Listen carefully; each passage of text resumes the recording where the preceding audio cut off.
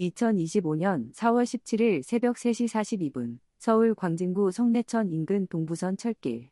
이수진 역장은 당직 근무 중이었습니다. 그는 평소처럼 건널목 CCTV 화면을 확인하고 있었습니다. 덕소행 마지막 열차가 시속 70km로 달려오고 있었습니다. 열차는 2분 후 건널목을 통과할 예정이었습니다.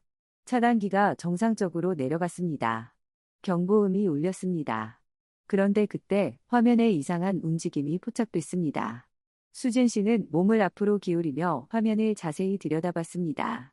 차단봉에 무언가가 걸려 있었습니다. 처음엔 비닐봉지인 줄 알았습니다. 하지만 그것은 움직이고 있었습니다. 수진 씨는 황급히 확대 버튼을 눌렀습니다. 화면이 커지자 그의 숨이 멎었습니다. 흰색과 갈색이 섞인 중형견이었습니다.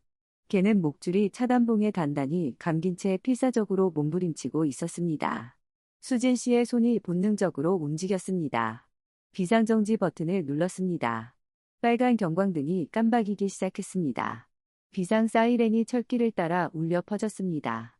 기차 기관사에게 긴급 신호가 전달됐습니다. 기관사는 즉시 급제동을 걸었습니다. 쇳소리가 요란하게 울렸습니다. 기차는 건널목 50m 전방에서 가까스로 멈췄습니다. 15초의 여유였습니다. 수진 씨는 의자를 박차고 일어났습니다. 역사 문을 박차고 나갔습니다.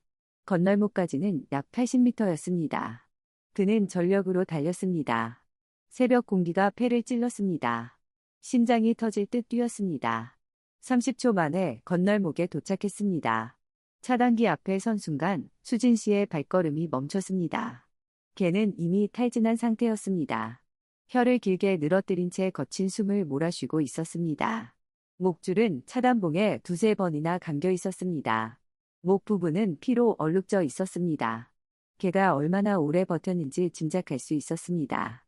수진 씨는 조심스럽게 다가갔습니다. 괜찮아, 괜찮아. 그는 부드럽게 말을 건넸습니다. 개는 수진 씨를 올려다봤습니다. 그 눈빛에는 간절함이 가득했습니다. 고통보다 더 강한 무언가가 담겨 있었습니다. 수진 씨는 목줄을 풀기 시작했습니다. 매듭이 너무 단단해서 시간이 걸렸습니다. 손가락이 떨렸습니다. 1분이 지나서야 겨우 풀렸습니다. 개는 그대로 쓰러졌습니다. 하지만 이상한 일이 벌어졌습니다. 개는 쓰러지면서도 고개를 들었습니다. 선로 반대편을 계속 바라봤습니다. 눈을 감지 않았습니다. 무언가를 보여주려는 듯했습니다. 수진 씨는 본능적으로 개의 시선을 따라갔습니다. 고개를 돌렸습니다. 선로 건너편에는 폐공장이 있었습니다. 담벼락이 무너져 내린 채 방치돼 있었습니다. 어둠 속에서 희미하게 무언가가 보였습니다. 수진 씨는 개를 안전한 인도로 옮겼습니다. 그리고 선로를 건넜습니다. 폐공장 담벼락에 다가갔습니다. 가까이 갈수록 심장이 빠르게 뛰었습니다. 담벼락 뒤쪽에는 지하실로 내려가는 계단이 있었습니다. 환기구가 반쯤 열려 있었습니다. 수진 씨는 손전등을 켰습니다. 빛이 환기구 안을 비췄습니다. 그 순간 그의 얼굴에서 혈색이 사라졌습니다. 환기구 틈새로 작은 손이 나와 있었습니다. 어린아이의 손이었습니다. 손은 움직이지 않았습니다. 수진 씨는 즉시 119에 전화를 걸었습니다. 여보세요. 광진구 성내천 인근 폐공장입니다. 지하실에 아이가 갇혀 있습니다. 빨리 와주세요. 목소리가 떨렸습니다. 3시 47분 구급차 사이렌 소리가 들렸습니다. 2대의 구급차와 3대의 경찰차가 도착했습니다. 소방관들이 지하실 문을 부수기 시작했습니다. 쇠망치 소리가 새벽을 깼습니다. 5분 만에 문이 열렸습니다. 구급대원 박재현 씨가 제일 먼저 뛰어들어갔습니다. 손전등 불빛이 좁은 지하실을 비췄습니다. 구석에 작은 몸이 웅크리고 있었습니다. 7살쯤 돼 보이는 여자아이였습니다. 아이는 의식이 희미했습니다. 입술은 바짝 말라 갈라져 있었습니다. 얼굴은 흙과 눈물 자국으로 얼룩져 있었습니다. 재현 씨는 아이를 조심스럽게 안아 올렸습니다. 괜찮아, 이제 안전해. 그의 눈시울이 붉어졌습니다. 목소리가 떨렸습니다. 지하실을 살펴보니 참혹한 광경이 펼쳐졌습니다. 천장에서 빗물이 새고 있었습니다. 바닥 한쪽에는 물이 고여 있었습니다. 아이는 그물로 목숨을 이어온 것으로 보였습니다. 음식은 전혀 없었습니다. 담요도 베개도 없었습니다. 구석에는 아이가 손톱으로 긁은 자국이 남아 있었습니다. 벽에는 엄마라는 글자가 희미하게 새겨져 있었습니다. 재현 씨는 눈물을 삼켰습니다. 얼마나 무서웠을까요? 이 어둡고 좁은 곳에서 혼자. 아이는 구급차에 실렸습니다. 걔도 함께 실렸습니다. 구급차는 사이렌을 울리며 광진구 의료원으로 향했습니다. 응급실에 도착하자마자 의료진이 달려들었습니다. 아이의 상태를 확인하기 시작했습니다. 체온은 35.2도였습니다. 저체온증이었습니다. 맥박은 약했습니다. 혈압은 정상보다 낮았습니다. 담당 의사 김민지 씨는 즉시 수액을 연결했습니다. 탈수가 심각합니다. 23일만 늦었어도 위험했을 겁니다. 그는 수진 씨를 돌아봤습니다. 걔가 구한 거예요. 기적입니다. 한편 걔도 치료를 받았습니다. 수의자 이진우 씨가 걔의 상태를 확인했습니다. 목 부분에는 깊은 상처가 있었습니다. 차단봉에 걸려 생긴 새 상처였습니다. 하지만 더 충격적인 건 오래된 상처들이었습니다. 목 뒤쪽에는 화상 자국이 여러 군데 있었습니다. 담뱃불로 지진 것처럼 보였습니다. 늑골 두 곳에서는 오래된 골절 흔적이 발견됐습니다. 몸무게는 정상보다 6kg이나 적었습니다. 진우 씨는 고개를 저었습니다. 최소 몇 달간 학대받은 것으로 보입니다. 어떻게 이런 상태로 아이를 구했는지 그는 말을 잇지 못했습니다. 경찰은 즉시 수사에 착수했습니다. 먼저 아이의 신원을 확인했습니다. 지문을 채취해 데이터베이스와 대조했습니다. 결과가 나왔습니다. 최민지 양 7살이었습니다. 3일 전인 4월 14일 오후 4시 광진구 자양동에서 실종 신고가 접수됐었습니다. 경찰은 즉시 부모에게 연락했습니다. 오전 7시 부모가 병원에 도착했습니다. 어머니 김소연 씨는 응급실 문을 열자마자 주저앉았습니다. 민지야. 목소리가 터져 나왔습니다. 아버지 최우진 씨는 딸의 손을 꼭 잡았습니다. 눈물이 쏟아졌습니다. 미안해. 아빠가 못 지켜줘서 미안해. 그는 목이 메었습니다. 민지 양은 의식이 돌아왔습니다. 부모를 보자 눈물이 주르륵 흘렀습니다. 엄마. 무서웠어. 소연 씨는 딸을 꼭 안았습니다. 이제 괜찮아. 엄마가 여기 있어. 세 사람은 한참을 울었습니다. 간호사는 그들에게 걔 이야기를 들려줬습니다. 걔가 어떻게 기차를 멈췄는지, 어떻게 구조를 요청했는지 설명했습니다. 우진 씨는 믿을 수 없다는 표정을 지었습니다. 걔가 우리 딸을 구했다고요? 간호사는 고개를 끄덕였습니다. 지금 수의과에서 치료받고 있습니다. 찾아가 보세요. 우진 씨 부부는 수의과로 향했습니다. 걔는 치료대 위에 누워 있었습니다. 링거를 맞고 있었습니다. 목에는 두꺼운 붕대가 감겨 있었습니다. 부부가 다가가자 걔는 고개를 들었습니다. 꼬리를 살짝 흔들었습니다. 우진 씨는 무릎을 꿇었습니다. 걔의 머리를 쓰다듬었습니다. 고맙습니다. 우리 딸을 구해줘서 정말 고맙습니다. 목소리가 떨렸습니다. 소연 씨는 걔를 조심스럽게 안았습니다. 당신은 영웅이에요. 우리 가족의 영웅.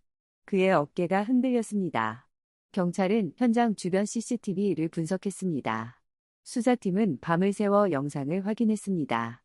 4월 14일 오후 4시 12분, 민지 양이 학원 건물에서 나오는 모습이 포착됐습니다. 분홍색 가방을 메고 있었습니다. 혼자 걷고 있었습니다. 4시 18분, 검은색 소나타가 천천히 다가왔습니다. 차가 멈췄습니다. 운전석 창문이 내려갔습니다. 남성이 아이에게 말을 거는 듯했습니다. 4시 19분, 아이가 차에 탔습니다. 차는 방향을 틀어 사라졌습니다. 경찰은 차량 번호를 추적했습니다. 번호판이 뚜렷하게 보였습니다. 차량 소유주를 확인했습니다. 52세 남성 A씨였습니다. 주소는 광진구 중북동이었습니다. 경찰은 즉시 A씨의 집으로 향했습니다. 하지만 집은 비어 있었습니다. 이웃에게 물었습니다. 3일 전부터 안 보였어요. 경찰은 A씨의 차량 이동 경로를 추적했습니다. 4월 14일 오후 6시 차량이 용인 방면으로 이동한 기록이 있었습니다. 경찰은 용인 일대 모텔과 숙박업소를 수색했습니다. 4월 17일 오전 10시 용인의 한 모텔에서 A씨를 발견했습니다. 경찰이 방문을 두드렸습니다. 경찰입니다. 문 여세요. A씨는 도주를 시도했습니다. 화장실 창문으로 나가려 했습니다. 하지만 경찰이 이미 뒤쪽을 포위하고 있었습니다. A씨는 체포됐습니다. 수갑이 채워졌습니다. 경찰은 A씨를 광진경찰서로 연행했습니다. 조사실에서 A씨는 범행을 자백했습니다. 술을 마시고 충동적으로 저질렀습니다. 하지만 경찰은 계획적 범행으로 보고 있었습니다. 지하실은 미리 준비된 장소였습니다. 문은 안에서 열 수 없게 개조돼 있었습니다. 경찰은 A씨의 집을 압수수색했습니다. 그곳에서 중요한 단서를 발견했습니다. 개 목줄과 사료가 있었습니다. 개가 A씨의 반려견이었다는 증거였습니다. 이웃 주민들을 조사했습니다. 이영희 씨는 이렇게 증언했습니다. 그 개는 원래 A씨가 키우던 진돗개입니다. 2년 전부터 키웠어요. 처음엔 잘 대했는데 1년 전부터 자주 때리는 소리가 들렸습니다. 개가 울부짖는 소리도 들렸어요. 너무 불쌍해서 동물보호센터에 신고했는데 A씨는 훈련 중이라고 둘러댔습니다. 또 다른 이웃 박상훈 씨도 증언했습니다. 개는 성격이 온순했어요. 아이들을 특히 좋아했고요. 동네 아이들이 쓰다듬으면 꼬리를 흔들었습니다. 그런데 2주 전쯤 개가 사라졌습니다. A씨에게 물어봤더니 시골에 보냈다고 했어요. 나중에 다른 이웃한테 들으니 버렸다고 하더군요. 경찰은 개의 행적을 역추적했습니다. A씨는 2주 전 개를 성내천 근처에 유기했습니다. 개는 그 일대를 떠돌았습니다. 근처 주민들이 가끔 밥을 줬습니다. 개는 사람을 피하지 않았습니다. 오히려 사람이 있는 곳을 찾아다녔습니다. 4월 14일 저녁, 개는 폐공장 근처를 지나갔습니다. 그때 낯익은 냄새를 맡았습니다. 주인의 냄새였습니다. 개는 냄새를 따라갔습니다. 폐공장 지하실 앞에 멈췄습니다. 그곳에서 아이의 울음소리가 들렸습니다. 개는 3일 동안 그 자리를 지켰습니다. 지하실 문을 긁었습니다. 짖었습니다. 하지만 아무도 오지 않았습니다. 개는 결심했습니다. 사람들이 많이 지나는 곳으로 가기로 했습니다. 건널목이었습니다. 4월 17일 새벽 3시, 개는 건널목으로 갔습니다. 목줄을 차단기에 걸었습니다. 일부러였습니다. 사람들의 관심을 끌기 위해서였습니다. 기차가 오고 있었습니다. 개는 도망가지 않았습니다. 그 자리에 서 있었습니다. 목줄이 조여왔습니다. 아팠습니다. 하지만 버텼습니다. 아이를 구해야 했습니다. 이 이야기는 뉴스를 타자마자 폭발적인 반응을 얻었습니다. 포털 사이트 실시간 검색어 1위에 올랐습니다. 진돗개 기차 멈춤, 개가 구한 아이 같은 키워드가 상위권을 차지했습니다. 온라인 커뮤니티는 난리가 났습니다. 개가 사람보다 낫다는 댓글이 쏟아졌습니다. 학대받고도 아이를 구한 개, 이게 진짜 영웅이라는 댓글은 2만 개가 넘는 좋아요를 받았습니다. A씨 무기징역 때려야 한다. 동물학대법 처벌 강화하라는 목소리도 높았습니다. 청와대 국민청원 게시판에는 2개의 청원이 올라왔습니다. 첫 번째는 동물학대 처벌 강화였습니다. 3일 만에 20만 명이 동의했습니다. 두 번째는 아동 유괴범 처벌 강화였습니다. 이것도 15만 명이 동의했습니다. 댓글에는 7살 아이를 3일간 감금한 건 살인 미수나 다름없다. 개까지 학대한 놈은 교화 불가능하다는 내용이 많았습니다. 재판은 빠르게 진행됐습니다. 5월 20일 첫 공판이 열렸습니다. A씨는 법정에 들어섰습니다. 고개를 숙이고 있었습니다. 방청석은 가득 찼습니다. 민지 양의 부모도 왔습니다. 언론사 카메라가 법정을 비췄습니다. 재판장이 입장했습니다. 검사가 기소장을 낭독했습니다. 피고인은 2025년 4월 14일 미성년자를 약취해 3일간 감금했으며 반려견을 학대하고 유기했습니다. A씨의 변호인은 피고인이 깊이 반성하고 있다고 말했습니다. 하지만 검사는 계획적 범행이라고 반박했습니다. 지하실은 미리 준비됐습니다. 문은 안에서 열 수 없게 개조돼 있었습니다. 충동적 범행이 아닙니다. 6월 10일 선고 공판이 열렸습니다. 방청석은 또다시 가득 찼습니다. 재판장이 판결문을 낭독했습니다. 피고인 A씨에게 징역 12년과 전자발찌 10년을 선고합니다. 또한 동물보호법 위반으로 벌금 500만 원과 5년간 동물 소유 금지를 명합니다. 재판장은 이유를 설명했습니다. 피고인은 무고한 아이를 감금해 생명을 위협했습니다. 자신이 키우던 개를 잔혹하게 학대하고 유기했습니다. 반성의 기미가 보이지 않습니다. 엄중한 처벌이 필요합니다. 판결이 나오자 방청석에서 탄식이 터져 나왔습니다. 겨우 12년?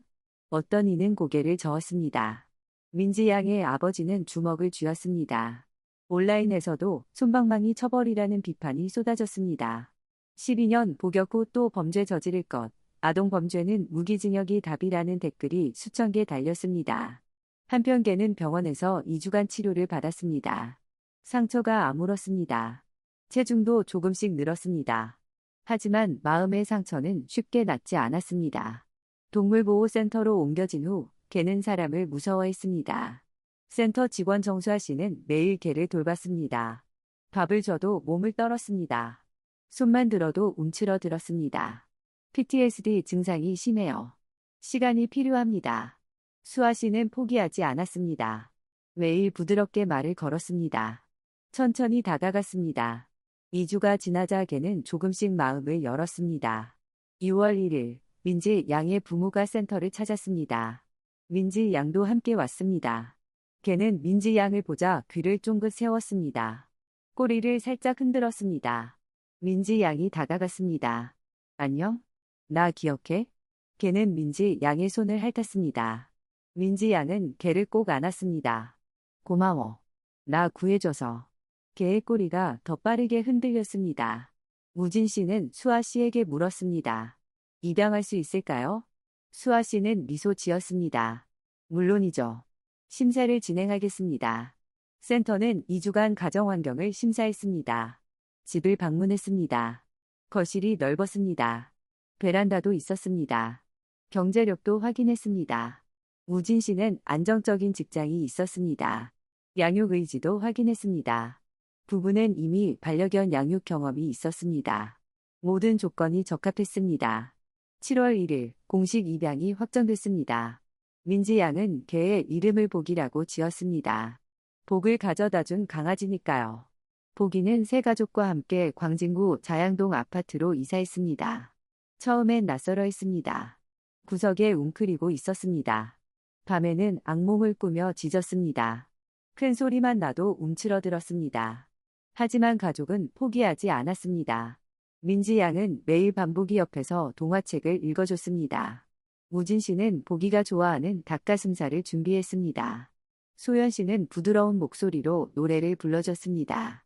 2개월이 지났습니다. 보기에게 변화가 나타났습니다. 민지 양이 학교에서 돌아오면 현관까지 마중을 나왔습니다. 꼬리를 흔들며 뛰어왔습니다. 산책을 나가면 즐거워했습니다. 체중도 정상으로 돌아왔습니다. 털에도 윤기가 흘렀습니다. 3개월째, 보기는 처음으로 민지 양 침대에 올라왔습니다. 민지 양 옆에 누웠습니다. 민지 양은 보기를 안으며 속삭였습니다. 이제 안전해. 우리가 지켜줄게. 보기는 편안하게 눈을 감았습니다. 이 이야기는 많은 사람에게 감동을 주었습니다. 광진구청은 7월 15일 보기에게 모범 반려동물상을 수여했습니다. 구청 대강당에서 시상식이 열렸습니다. 100명이 넘는 사람이 참석했습니다. 구청장이 보기의 목에 메달을 걸어줬습니다. 보기는 얌전히 서 있었습니다. 민지 양은 보기를 안으며 눈물을 흘렸습니다. 박수가 터져 나왔습니다. 서울시는 보기를 생명 존중 캠페인의 홍보대사로 임명했습니다. 보기의 이야기는 포스터와 영상으로 제작됐습니다. 지하철역과 버스 정류장에 걸렸습니다. 동물보호센터에는 변화가 일어났습니다. 입양 문의가 40% 증가했습니다. 보기 같은 개를 입양하고 싶다는 전화가 쏟아졌습니다. 유기견에 대한 인식도 바뀌었습니다. 유기견도 영웅이 될 수 있다는 목소리가 높아졌습니다. 동물학대 신고도 크게 늘었습니다. 사람들이 더 적극적으로 신고하기 시작했습니다. 1년 후 보기는 완전히 다른 개가 되었습니다. 밝고 건강했습니다. 민지 양과는 단짝이 되었습니다. 아침마다 함께 산책을 나갔습니다. 저녁에는 함께 TV를 봤습니다. 밤에는 함께 잠들었습니다. 민지 양은 학교에서 내가 존경하는 영웅이라는 주제로 글을 썼습니다. 보기는 무서워도 포기하지 않았어요. 나를 구하기 위해 목숨을 걸었어요. 나도 보기처럼 용감한 사람이 되고 싶어요. 선생님은 민지 양의 글을 학교 게시판에 붙였습니다. 많은 학생이 감동받았습니다. 최우진 씨는 인터뷰에서 말했습니다. 보기는 우리 가족에게 두 번째 기적을 선물했습니다. 첫 번째는 딸을 구한 것, 두 번째는 우리에게 진정한 사랑이 무엇인지 가르쳐 준 겁니다. 보기를 통해 우리는 배웠습니다. 사랑은 종을 넘어선다는 것을요. 지금도 보기와 민지 양은 매일 아침 성내천을 산책합니다.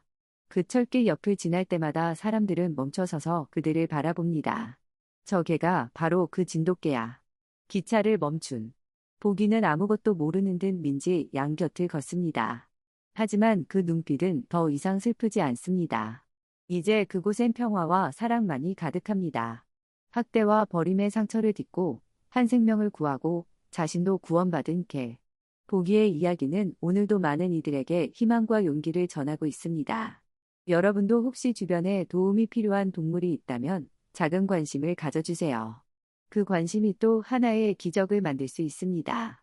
동물학대를 목격하면 112 또는 동물보호센터로 신고해 주세요. 유기동물 입양에 관심 있으시면 가까운 보호센터를 방문해 보세요. 작은 실천이 세상을 바꿉니다. 이 영상이 도움이 되셨다면 좋아요와 구독 부탁드립니다. 여러분의 따뜻한 댓글도 기다리겠습니다. 감사합니다.